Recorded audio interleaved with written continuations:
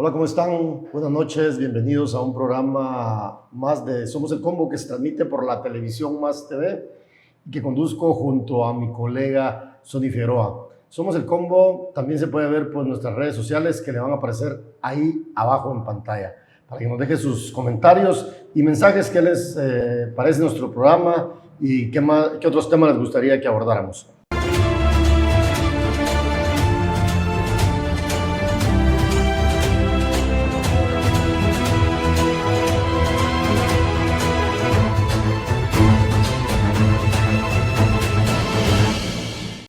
Hoy, precisamente dentro de un mes, es la primera vuelta de las elecciones generales en Guatemala para elegir a un nuevo presidente, vicepresidente, diputados al Congreso de la República, diputados al Parlamento Centroamericano, corporaciones y corporaciones municipales.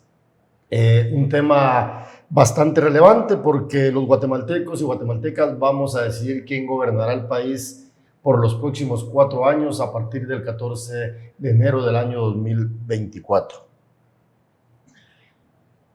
Esta noche pues vamos a abordar el tema del proceso electoral, todos los últimos acontecimientos que se han dado en torno al mismo y por supuesto vamos a discutir y analizar algunas decisiones tomadas por el Tribunal Supremo Electoral y que de una u otra forma han manchado el mismo por diversas circunstancias, entre ellas dejar fuera algunos candidatos a la presidencia y vicepresidencia.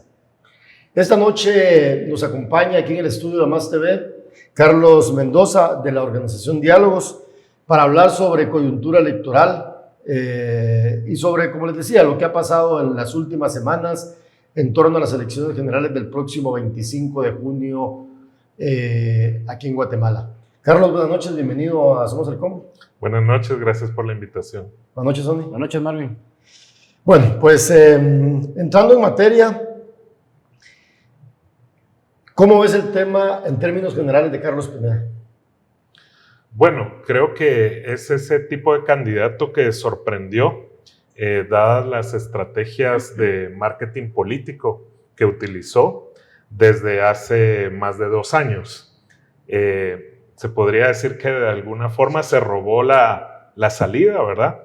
Teniendo campaña en el sentido de que no estaba llamando directamente al voto a su persona para la presidencia, pero sí dándose a conocer, que es un factor fundamental para poder posicionarse pues en el imaginario social y en las preferencias de las personas, porque si no te conocen, aunque seas un candidato o candidata excelente, es muy poco probable que te tengan en mente a la hora de la votación. Carlos, ¿y cómo atribuís el fenómeno? Por ejemplo, Carlos Pineda, yo no sé si Sonny, yo a Carlos Pineda no lo conocía. Yo tengo 20 años de ser periodista y nunca había escuchado hablar de él, ¿verdad? No sé si Sonny había escuchado hablar de él.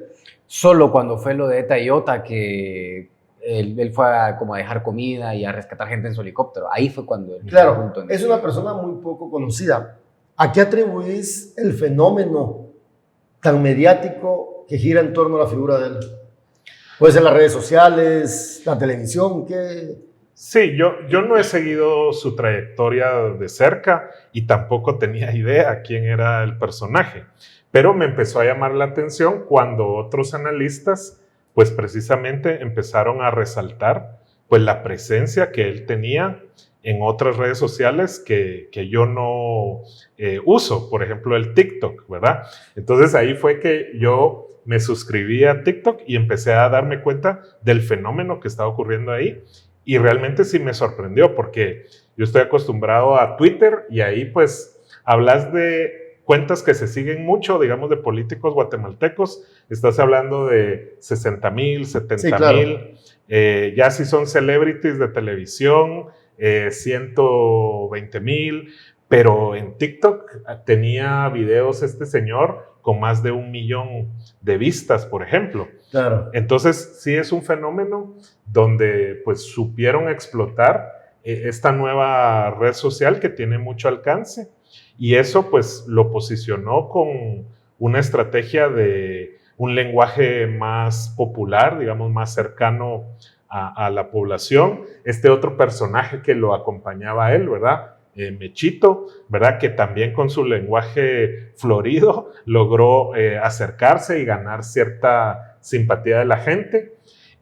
Total, creo que es una candidatura que fue sorpresiva. Una mezcla de todo, me imagino. Y que por eso mismo, digamos, la coyuntura que estamos enfrentando hoy es bien delicada, porque él puntea de primero en las dos encuestas, de tanto la que hizo nuestro diario a sus lectores, que fue el primer aviso, y luego en la encuesta de Prensa Libre.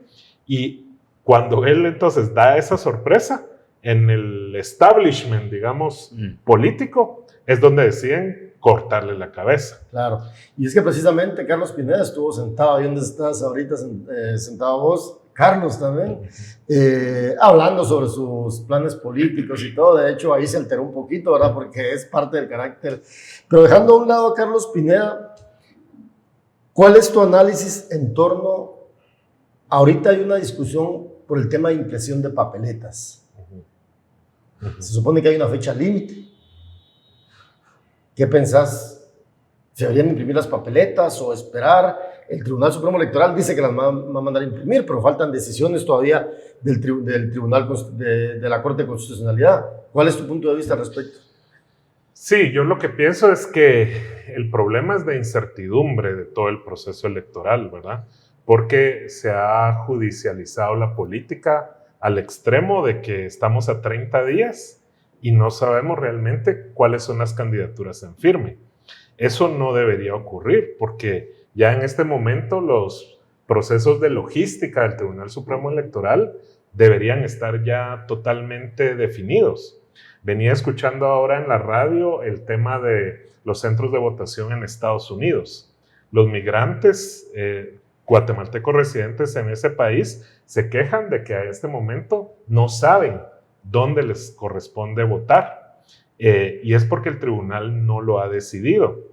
Creo que es un problema, por un lado, político, de la judicialización de las luchas políticas, y por otro lado, también hay mucha incompetencia y también falta de seguir los plazos de ley por parte del Tribunal Supremo Electoral. Hay varios plazos de ley que pareciera que no se han cumplido. Uno que yo le di mucho seguimiento fue el tema del empadronamiento, ¿verdad? La ley a veces también resulta ser ambigua. Tiene dos artículos la ley electoral, una que es específico de las elecciones generales, que dice que el padrón se cierra 120 días antes. Entonces tendría que haberse cerrado el 25 de febrero, pero lo cerraron el 25 de marzo, 90 días antes. Porque hay otro artículo al inicio de la ley que dice que para eventos de consulta y elecciones, pero no dice que son elecciones generales, se puede cerrar 90 días antes. Entonces yo les hice ver eso al Tribunal Supremo Electoral, sobre todo por la incertidumbre que eso puede generar si viene alguien y ahora quiere poner un amparo contra el proceso y decir, miren, todos los que se empadronaron del 25 de febrero al 25 de marzo no pueden votar. ¿Por qué? Porque la ley dice que se tenía que cerrar el 25 de febrero. Entonces yo les digo al tribunal, ¿cómo ustedes justifican eso? Y la respuesta fue, es que así se hizo hace 4 años y nadie dijo nada. Yo estoy a favor de que se empadrone más gente, porque de hecho ustedes saben que 50% de los jóvenes de 18 a 25 años no van a poder votar, porque no se les registró. Y aquí hay todo un debate, si fue por que los jóvenes tienen apatía hacia el proceso electoral o, desde mi opinión, hay gran responsabilidad de las autoridades electorales que no facilitan el acceso al empadronamiento, no informan sobre la importancia de estar empadronado para poder ejercer el derecho.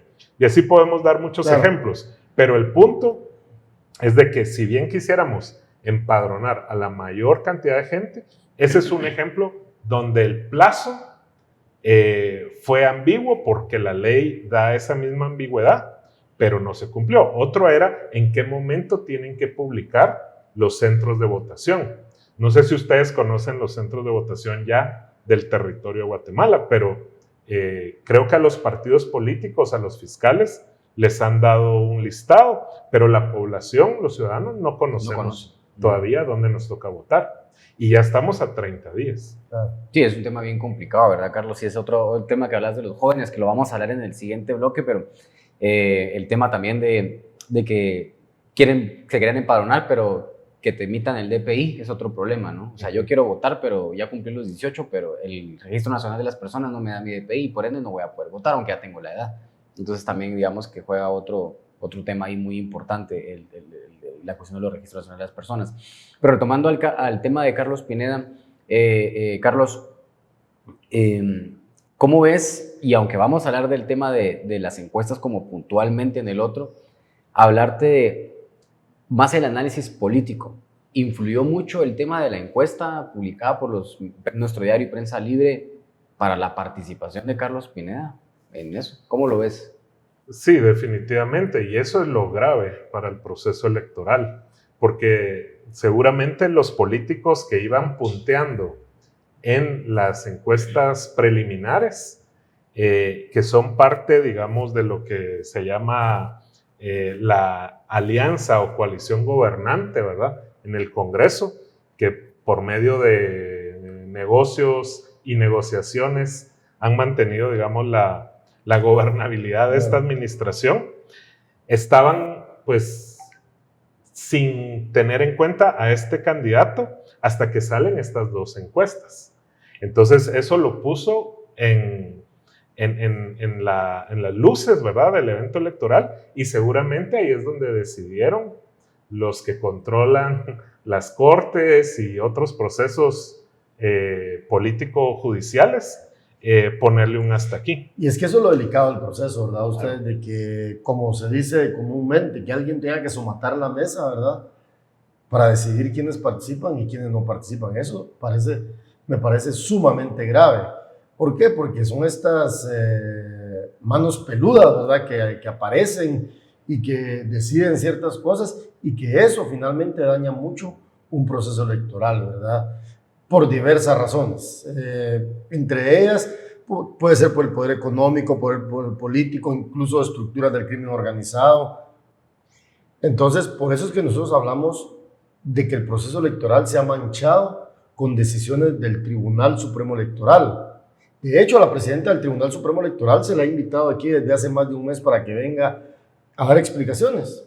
Y simple y sencillamente no le da la gana venir, ¿verdad? Entonces, eso también es delicado, ¿verdad? Que no solo por lo que estás diciendo, que se quedan candidatos fuera, ¿quién está decidiendo eso?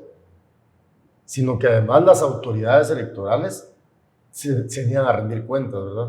Sí, y partiendo de eso, Carlos, como parte de una organización de sociedad civil, ¿cómo ves el hecho de que durante el proceso electoral se han tomado decisiones que son fuertemente cuestionadas, como por ejemplo dejar fuera al binomio de Telma Cabrera, de Jordán Rodas, a Roberto Arzú y a David Pineda, por temas que al final, digamos, si hubiesen sido así, muchos candidatos no hubiesen participado, pero digamos de que se aplica directamente a ellos de una forma discrecional, y ahora viene con Carlos Pineda. ¿Cómo ves esta situación, Carlos, de las decisiones de los magistrados del Tribunal Supremo Electoral? Sí, y también candidaturas para diputados, ¿verdad? Claro, como la de Aldo Dávila. Sí, o sea, se nota que el establishment político, exacto, para ponerle algún nombre, decidió desde el inicio del proceso a quienes iba a permitir correr y a quienes no, ¿verdad? A quienes podía ver como una amenaza, claro, al status quo, y a esos había que bloquearlos desde el inicio. Aunque algunos hacen alguna diferencia en el caso de Roberto Arzú, que pareciera más como una vendetta personal, ¿verdad? Donde el presidente de la República pide específicamente que se le bloquee, no necesariamente porque es una amenaza al sistema, pues él tiene un discurso conservador, aunque otros analistas te dicen que también, como no lo podían controlar, les daba miedo, claro, ¿verdad?, tener a alguien que no pudiesen controlar a la hora de llegar al poder. En el caso de Telma Cabrera y Jordán Rodas, pues es evidente que se ve al MLP como un partido, digamos, antisistema, que podría representar una amenaza, pues dado el caudal de votos que logró hace 4 años. pero también podría ser una vendetta, digamos, personal contra el exprocurador, ¿verdad? Que fue muy crítico de las dos administraciones y que eso haya generado buscarle cualquier excusa para poder bloquear su candidatura. Entonces, esto ya es un patrón que no es la primera vez que se da. O sea, hace 4 años también vimos cómo se bloqueaban determinadas candidaturas. Y entonces, yo creo que en el fondo el problema es de que Guatemala ya no es una democracia. O sea, Guatemala es una autocracia electoral, ¿verdad? Y así nos califican institutos que hacen análisis sobre los regímenes políticos. Que antes éramos una democracia electoral, no era una democracia plena, no era una democracia liberal, sino una democracia que más o menos funcionaba y que tenía elecciones periódicas para llegar al poder. Ahora, desde que ya no tenemos Estado de Derecho, que es otro requisito, ¿verdad? Porque tenemos Corte Suprema de Justicia que básicamente está usurpando las funciones. Entonces, tenemos una Corte de Constitucionalidad cooptada por los poderes políticos y seguramente otros poderes fácticos, ¿verdad? Y un Tribunal Supremo Electoral que también sabemos que responde a determinados intereses. Y es que lo preocupante es de que obviamente en países como Guatemala, con una democracia relativamente nueva, ¿verdad? Porque retomamos el camino hacia la democracia en el año 85, ¿verdad? ¿No? ¿Hace qué? ¿Cuántos años? 30 años. Pero ¿qué sucede? Como decimos en Vox Populi, investigando al poder, ¿verdad? El tema es que estos grupos de poder en la actualidad no solo criminalizan a ciertos actores, pero además meten su mano en el proceso electoral.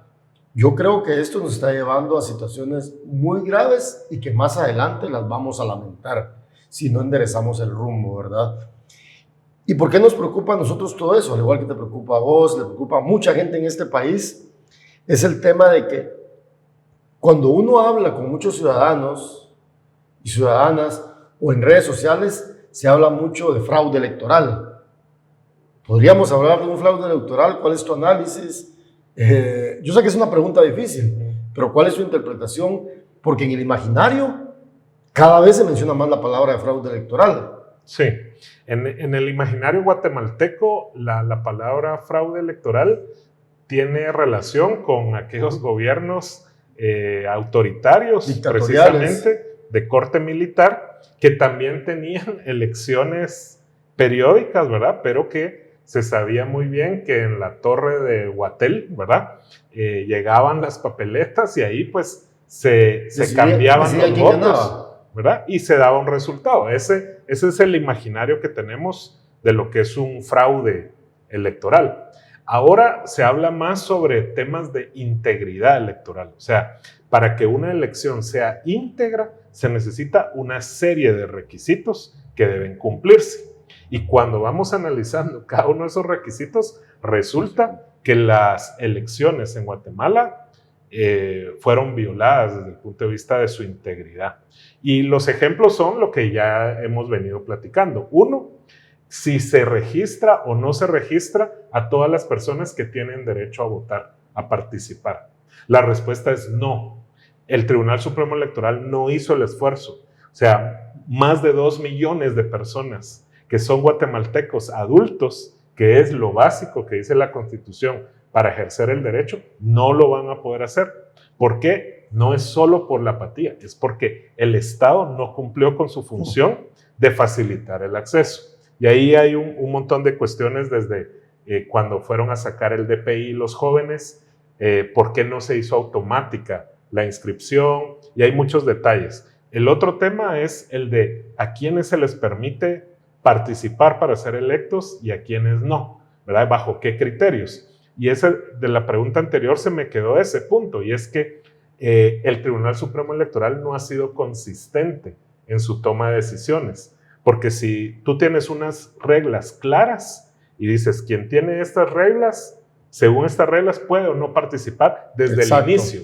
Pero lo que hemos visto es que se han aplicado unas reglas a unos y a otros no. De forma discrecional, ¿verdad? De forma discrecional. Y cuando uno hace el análisis del contexto político, se da cuenta que fue a propósito que a unos decidieron aplicarles una y a otros no. Por ejemplo, volviendo a lo de Carlos Pineda y Prosperidad Ciudadana. O sea, si se ponen a revisar las asambleas ordinarias de los partidos o sus asambleas de nominación, no sé cuántos partidos lograrían pasar la prueba de que está perfecta la asamblea, ¿verdad? Desde el punto de vista de procedimientos que pide la ley. Entonces, podrían revisarlas y votar a otros partidos, pero no es así. Es porque les interesa votar a ese candidato que va puntero. Luego, si vemos el tema de acceso a información pública de parte de cómo toma el tribunal las decisiones, ¿verdad? No sabemos qué fue lo que el tribunal tomó en cuenta para los centros de votación. De hecho, todavía no se saben dónde están realmente ubicados los centros de votación, pero la ley te dice que tienen que fijarse en la cantidad de ciudadanos empadronados, la accesibilidad, por ejemplo, condiciones de logísticas, pero el tribunal debería transparentar los datos y la metodología para tomar esa decisión. Lo mismo en otra serie de temas, ¿verdad? El tribunal no tiene en este momento director de informática. ¿Cómo es posible que en el siglo XXI, cuando los procesos electorales están basados tremendamente en el funcionamiento de sistemas tecnológicos, informáticos y de comunicación, la autoridad responsable no tenga a un director que sea el que asuma la responsabilidad de eso? O sea, y ahí estamos hablando de más de un año de que no tienen director. Entonces, así se pueden ir revisando la prensa, ¿verdad? O sea, en una democracia tiene que haber acceso a distintas opiniones, a la información. Hablábamos del problema de la desinformación. La desinformación no se puede combatir si no hay fuentes alternativas que verifican los hechos. Y lo que vemos en Guatemala es uno de los principales periódicos cerrado, ¿verdad? Por un acoso judicial al periódico y al propietario del medio. Antes de que Sonny se vaya a corte, de hecho, hace 3 semanas intentamos entrevistar a la presidenta magistrada Irma Palencia, ¿verdad? ¿Y qué hizo la seguridad del Tribunal Supremo Electoral? Agredirnos, ¿verdad? Sonny hizo una solicitud de información pública para verificar que la empresa All Marketing, que está vinculada al partido Valor, porque el dueño, Ríos, Ángel Morales, es asesor de Sully Ríos. Se pidieron los informes de esa empresa. ¿Y qué hizo el Tribunal Supremo Electoral? Negarlos, ¿verdad? Información pública, cero. Pero ahí se llenan la boca, y supen que lo diga así, de que su gobierno abierto, que la transparencia. Es que la transparencia no es solo salir a decir, es que estoy informando. La transparencia va más allá, que rindan cuentas a través del acceso a la información pública. Porque el decreto 57 de 2008 no está ahí por gusto, ¿verdad? Está ahí para que lo pongamos a prueba. Y si no entregan información tal y como Carlos lo está explicando, lo que Sonny ha hecho es soltar información, y que aparte de ello, el Tribunal Supremo Electoral lo que hace es navegar bajo oscuridades y todo. Disculpen la expresión, estamos realmente jodidos y jodidas, ¿verdad, Sonny? Claro, sí, y es que al final el proceso electoral, cuando se habla de un fraude, muchos pensarán que es el día de las elecciones, ¿no?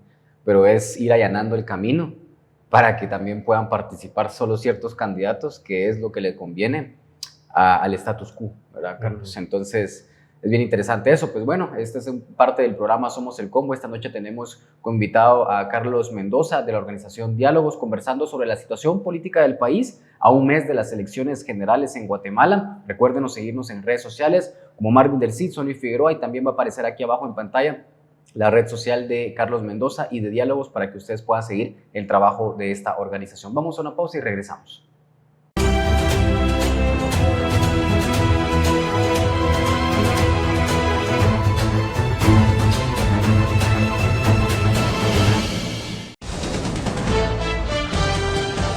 David, somos Red Informativa Nacional. Por supuesto, Silvia, por Más TV, y en estas elecciones 2023 les tendremos bien informados por unas elecciones en paz.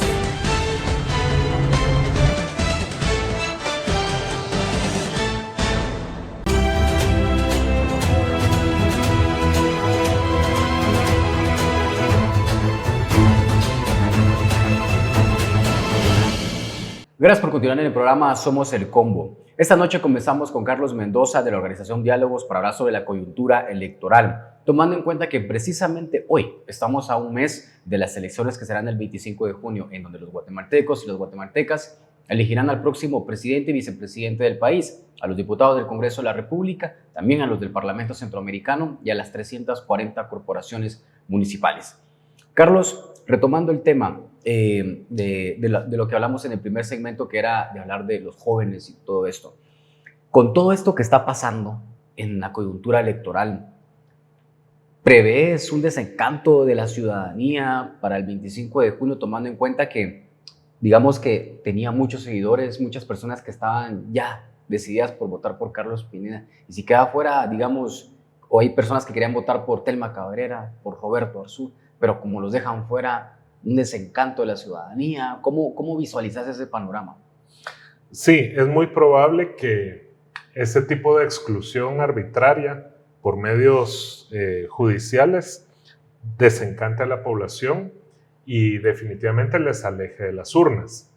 En el año 2015, con toda la movilización social que hubo en las plazas en contra de la corrupción, se logró generar cierto entusiasmo de participación.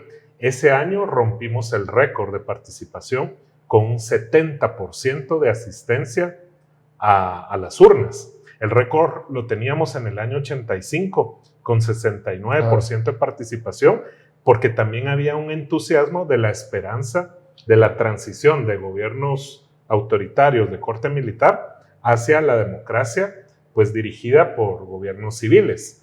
Y se logró romper ese porcentaje. El mínimo histórico que habíamos tenido de participación se dio en la elección que ganó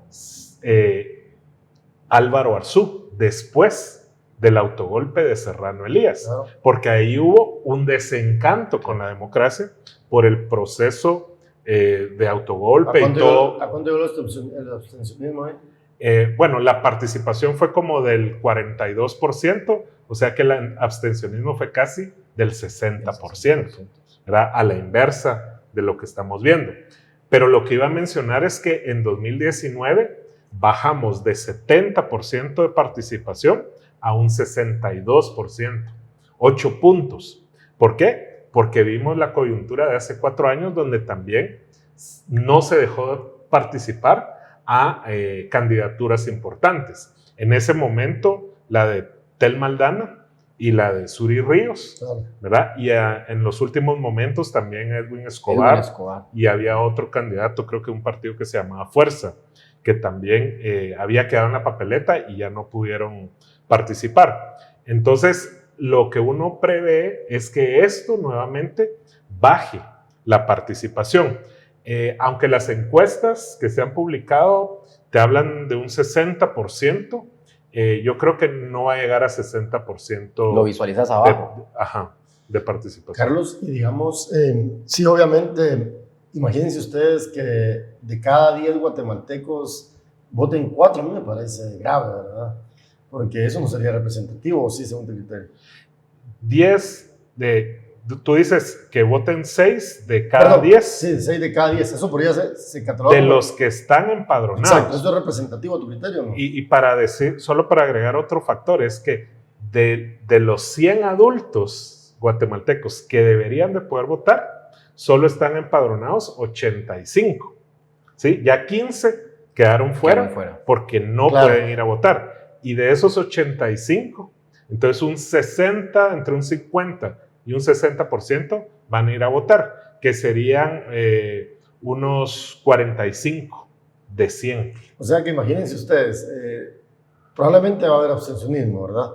Pero aparte de eso, el Tribunal Supremo Electoral hace cosas para que la gente no esté debidamente empadronada para votar, ¿verdad? Y eso también es delicado. Y luego desincentiva a los que sí pueden para que vayan a votar, y luego veremos los porcentajes de los que pasan a segunda vuelta, ¿verdad? Porque con un porcentaje de 13%, creo que fue hace 4 años, que pasó, por ejemplo, el actual presidente a segunda vuelta. Claro. O sea, un 13% del 62% que fue a votar, que era en ese momento como un 78% de todos los adultos. Entonces, eso va restando legitimidad al proceso, porque al final de cuentas la democracia se fundamenta mucho en los números, Claro. ¿verdad? Es una cuestión de matemáticas. Entonces, entre menos participación, menos legitimidad. Y partiendo de eso, Carlos, que precisamente es lo que decía Marvin, o sea, sí al final es representativo el hecho de que un presidente fue electo no por una gran cantidad de guatemaltecos, sino por pocos, digamos. O sea, el hecho de que un presidente del país, mencionabas el caso de Yamatei, ¿no? O sea, los votos que recibió en la segunda vuelta no fueron tantos, y aparte de eso es poca la gente que participó, y al final, y para un país de 17 millones de personas, por ejemplo, o sea... Sí, lo que pasa es que la democracia tiene como el factor legal, ¿verdad? Que al final de cuentas no importa si solo van 10 personas a votar, ¿verdad? Si de esas 10 personas que van a votar, 6 votan por un candidato, ya ganó por mayoría absoluta en primera vuelta, ¿verdad? Entonces, eso desde el punto de vista legal puede ocurrir. Ahora bien, el otro punto es la legitimidad del proceso, que tiene que ver con creencias.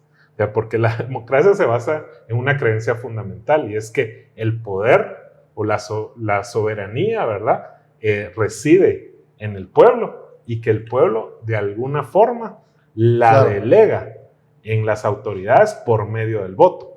Entonces, claro, ahí es donde uno puede cuestionar la legitimidad, porque si solo fueron 6 personas las que decidieron participar y transferir ese poder del pueblo, pues seguramente la gobernabilidad de ese gobierno va a ser muy complicada. Y estamos claros que obviamente la democracia, ya lo decías, ¿verdad? Tiene que ver con números, por supuesto, pero tiene que ver con datos cualitativos también, ¿verdad? Sí. Depende cómo el ciudadano perciba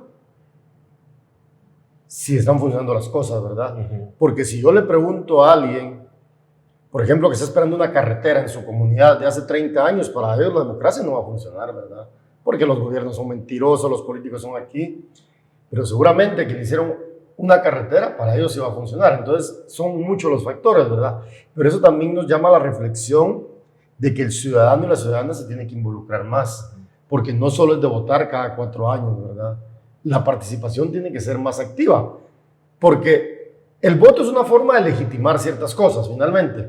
Pero si usted, ciudadano y ciudadana, no se involucra, también eso es peligroso, ¿verdad? Hay que exigirle a los políticos, a los gobernantes que cumplan, porque eso también fortalece la democracia, ¿verdad? Porque si dejamos que ellos hagan lo que se les da la gana, pasa lo que está pasando, ¿verdad? Sí, lo que pasa es que es complicado que el ciudadano común y corriente se involucre en política, porque pues involucrarse en política requiere tiempo, claro, ¿verdad? Y las personas generalmente pues dedican su tiempo a trabajar, a sobrevivir. Ese es el problema también. Y requiere también mucho poder de analizar, de absorber la información, de distinguir la información que es falsa de la que es verdadera, y ahí es donde entran otros actores, ¿verdad? Como la prensa independiente, la prensa que hace investigación, que le ayuda al ciudadano común y corriente, pues a discernir y a discriminar entre lo que es falso y de lo que es verdadero. Pero en estos tiempos, con las redes sociales y con las múltiples fuentes de información y desinformación, eso es difícil. Entonces, a veces pienso que somos un poco injustos, digamos, que le estamos exigiendo al ciudadano que sea súper responsable, súper informado para tener un voto con un criterio súper fundamentado. Y como sabemos también, mucho del voto pues no es tan racional como queremos, sino es muy emocional. ¿Verdad? Y eso tiene que ver con la pregunta inicial del programa, es cómo este candidato se posicionó como el primero en las encuestas. Tiene que ver con que su conexión fue más emocional que racional. Y a eso íbamos precisamente, ¿verdad? Ahorita estábamos viendo hoy con Sonia el tema de cuál es el papel que juegan las redes sociales en la actualidad, ¿verdad? Porque obviamente los tiempos han cambiado, así como ha cambiado el periodismo, ¿verdad, Sonia? Claro. Cómo presentamos los hechos ahora a través de formatos multimedia y todo esto. De formas digitales, digamos, la información fluye mucho más rápido, ¿verdad? Yo me recuerdo que cuando empecé a hacer periodismo, uno se emocionaba porque se iba a la redacción a ver las 2 páginas que iba a ser la portada el lunes, ¿verdad? Y uno lo miraba hasta el siguiente día, pero ahora es mucho más rápido todo. Pero la pregunta que te quiero hacer es, ¿qué tanto influyen las redes sociales en el sistema político electoral guatemalteco en la actualidad, a tu criterio? Sí, no me considero experto en el tema de redes sociales, ni mucho menos, pero sí hemos estado revisando encuestas de opinión pública, no estas que tienen que ver con temas electorales, Claro. sino encuestas de opinión pública de más largo plazo, Okay. como Latinobarómetro, como el proyecto de opinión pública de América Latina, que se llama la POP, o como una encuesta que se hace a nivel mundial, que es sobre los valores en la opinión pública en todo el planeta. Okay. Y ahí surgen cosas muy interesantes. Hay una pregunta en esta World Value Survey relacionada sobre precisamente la integridad de los procesos electorales en los países. Y le preguntan a las personas si ellas consideran que en su país ocurre frecuentemente el hecho de que los noticieros de la televisión favorecen, por ejemplo, al partido de gobierno. Okay. Y viendo los resultados de esta encuesta que se hizo en 2019, después de la segunda vuelta, tiene resultados muy interesantes y el 66% de los guatemaltecos que respondieron a esta encuesta, que era una muestra como de 1,200 personas, es decir, 2 de cada 3, dijeron que era muy frecuente o bastante frecuente que los noticieros de televisión favorecen al partido gobernante. Claro. Entonces, esto es positivo porque quiere decir que las personas tienen un sentido crítico Lo tienen identificado. de las digamos. noticias que están recibiendo. Entonces, por ahí va un poco mi respuesta. Yo creo que las redes sociales, de alguna forma, le quitaron mucho poder a estos medios tradicionales, sobre todo la televisión abierta, porque parte del problema de la democracia que nosotros hemos visto pues desde la transición del 85-86 para acá, era el poder desmedido de la televisión abierta, sobre todo siendo un monopolio, ¿verdad? Y estando en las manos de un empresario extranjero, ¿verdad? Que requería pues privilegios de parte de los políticos para mantener el monopolio de la televisión a cambio de infomerciales, claro, y de apoyo durante Exacto. 4 años al alcalde, al presidente, etc.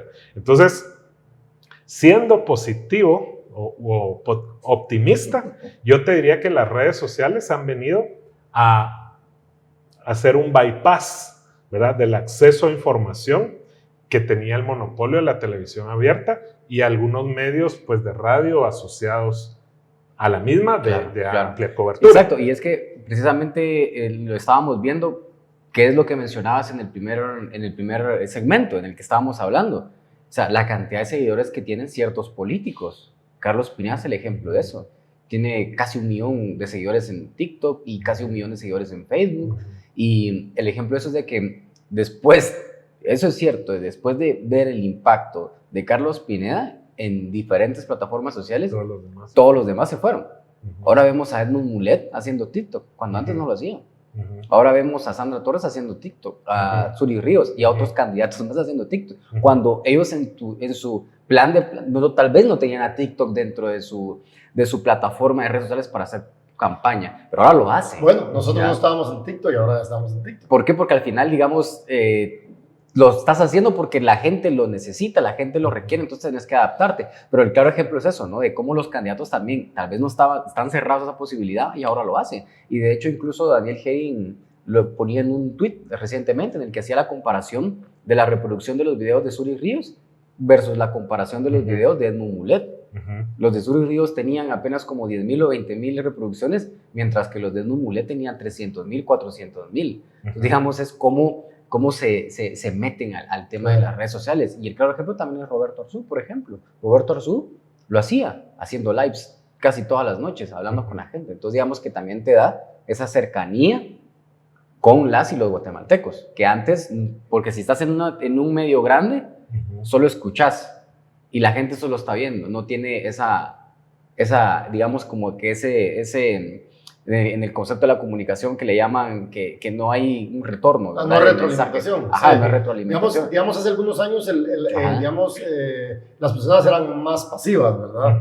Ahora el tema es más activo también, ¿verdad? Exacto. ¿Por qué? Porque te ha dado esa capacidad, incluso a nosotros como periodistas, ya ves cómo la gente se comunica con nosotros y nos dice, miren, hay que investigar este tema, hay que hacer esto. Y nosotros precisamente somos el claro ejemplo de eso también, ¿verdad, Carlos y Sonny? Somos un medio activo digital, voxpopulyguate.com es un medio activo digital, donde hacemos investigaciones periodísticas, pero que también la gente interactúa con nosotros, nos propone, nos dice, nos cuestiona.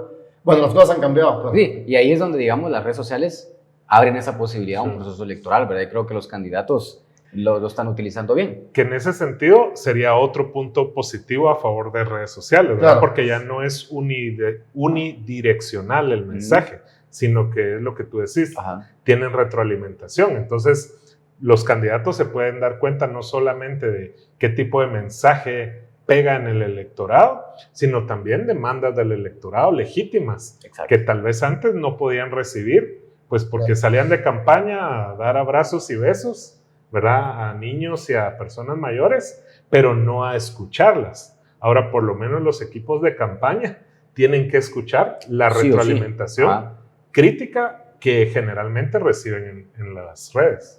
Pues bueno, eso es parte de todo eso. ¿Qué piensa usted precisamente de eso? ¿Usted sigue a los candidatos en las redes sociales? ¿En TikTok, en Facebook, en Twitter? ¿En dónde los sigue usted? Ponga sus comentarios acá en la transmisión. Recuerde que es muy importante que usted esté muy informado y las redes sociales también están jugando un papel muy importante. Así que si usted tiene alguna pregunta por algún candidato, vaya a seguirlo, vaya a hacérsela, plantéesela, porque al final la tecnología ahora nos da esa posibilidad que hace muchos años no nos la daba. Así que vamos a una pausa y continuamos en esta entrevista con Carlos Mendoza de la organización Diálogos. Regresamos.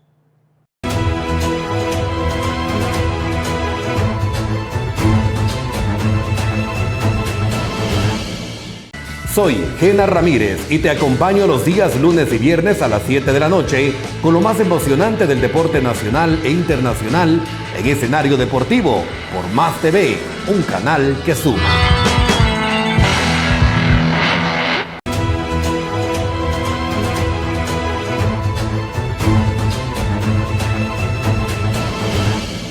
Gracias por continuar en el programa Somos el Combo. Esta noche tenemos como invitado a Carlos Mendoza de la organización Diálogos, con el que estamos hablando sobre la coyuntura electoral. Estamos a 30 días de que usted, guatemalteco o guatemalteca, vaya a ejercer su voto el 25 de junio. Ahí sí que se decidirá quiénes van a ser los próximos diputados del Congreso de la República, Parlamento Centroamericano, corporaciones municipales y también quienes, en dado caso, pasen a una segunda vuelta los candidatos a la presidencia y vicepresidencia. Carlos, partiendo de todo esto y vemos cómo se han quedado candidatos fuera del proceso electoral, hablemos un poco brevemente del conflicto, de la conflictividad que puede existir.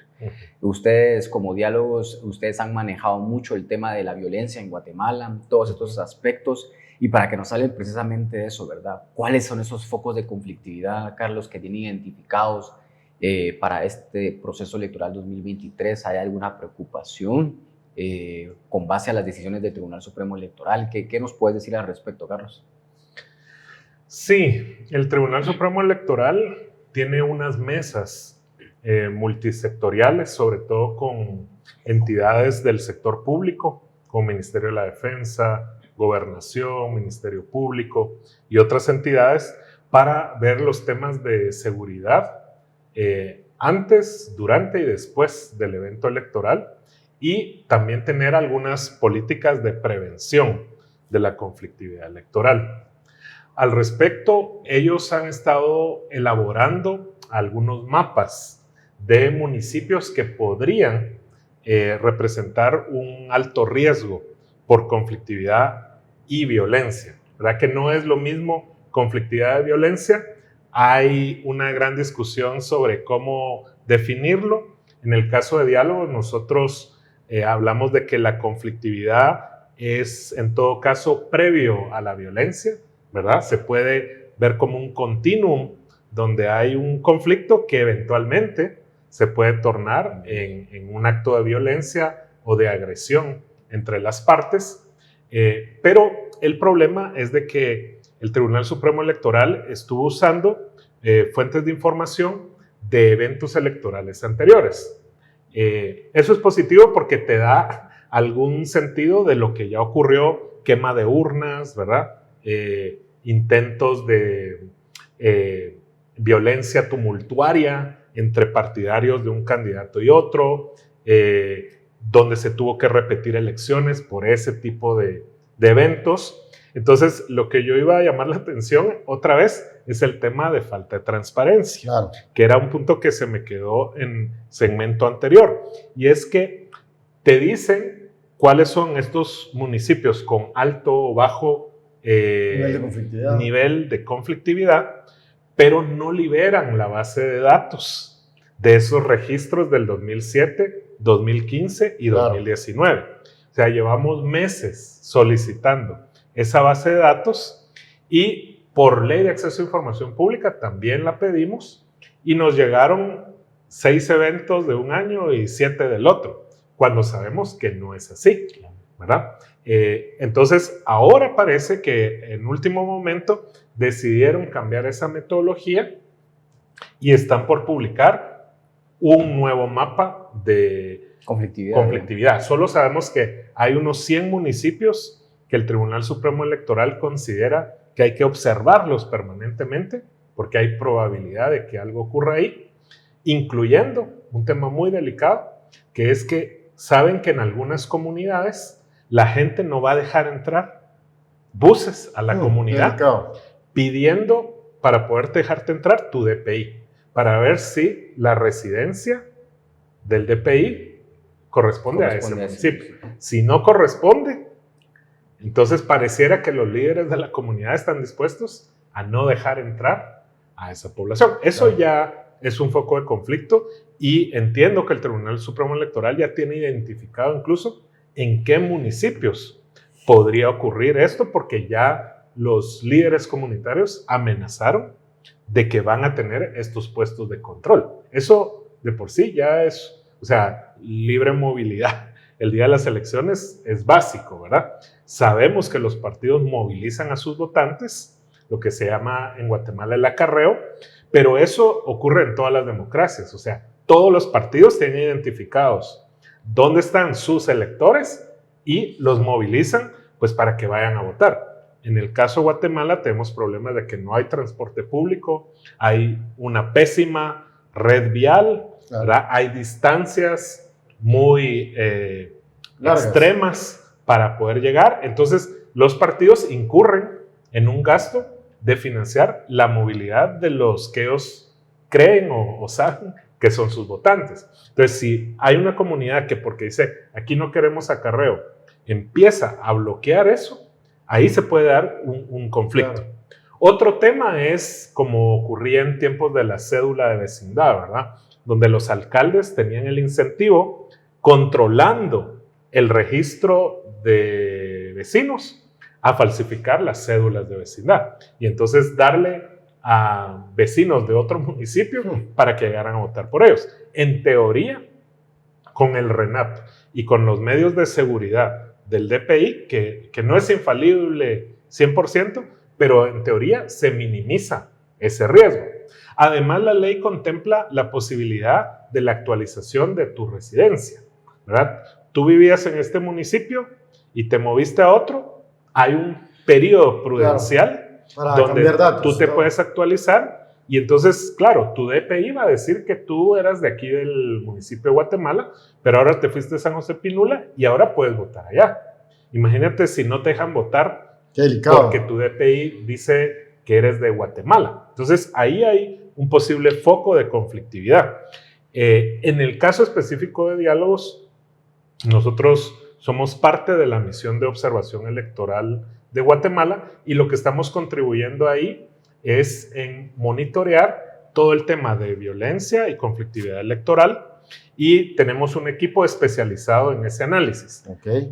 No me corresponde a mí dar esos detalles, pero básicamente nosotros estamos basándonos en una red de observadores que otras organizaciones, parte de la MOE, proveen esos datos llenando un formulario periódicamente de eventos de conflictividad que se dan en 30 municipios. Luego utilizamos la base de datos también de la PDH, de eventos anteriores. Esa base sí está disponible.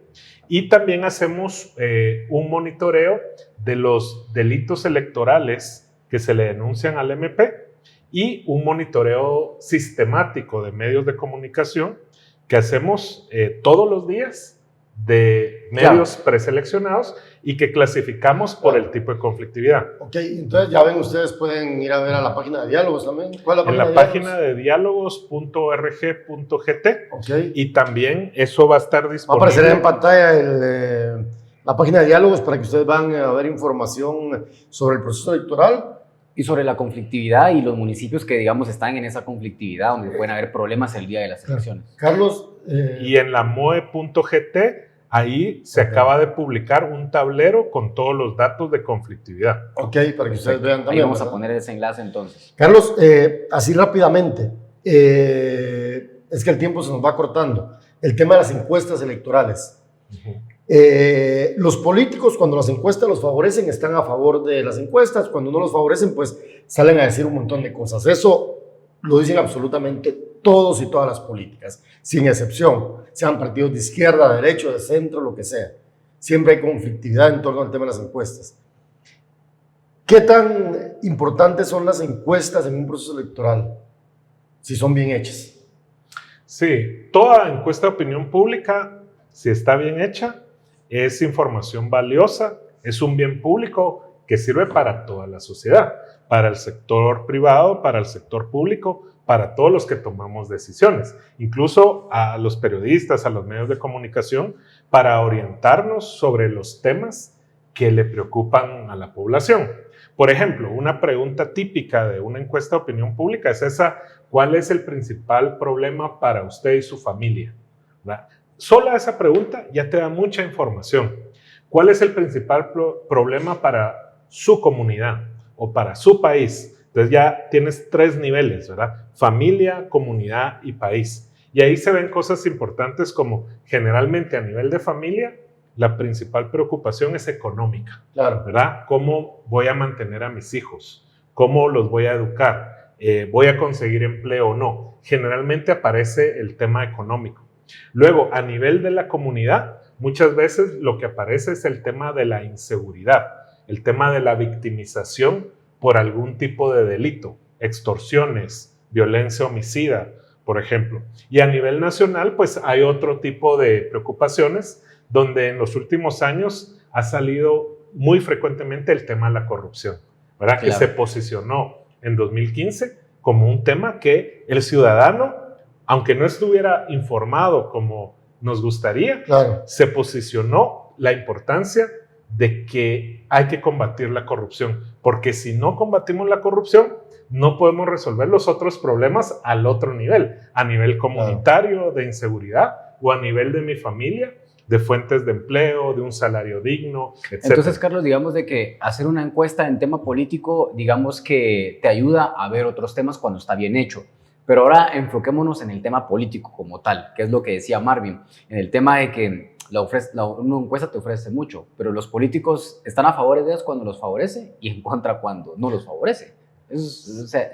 Sí, por eso creo yo que el énfasis tiene que ser en cómo le damos elementos a las personas que son expuestas a distintos tipos de encuestas, a tener la capacidad de discriminar cuál es una buena encuesta y cuál definitivamente no, cuál es una encuesta seria. Entonces, lo que hemos hablado en otros espacios con personas que son más conocedoras del tema del diseño muestral y de todo esto, es que uno tema necesariamente para evaluar una encuesta es la transparencia, ¿verdad? Primero, la ficha técnica, Claro. donde te dice cómo se diseñó la muestra, cómo se distribuyó la población entre hombres y mujeres, por rango de edad, en qué municipios, en qué departamentos, toda esta parte técnica Debe ser clara. de que fue clara, ¿verdad? Para poder decir, sí, esto es representativo o no de la población, el margen de error, ¿verdad? De 2.8% para arriba, para abajo.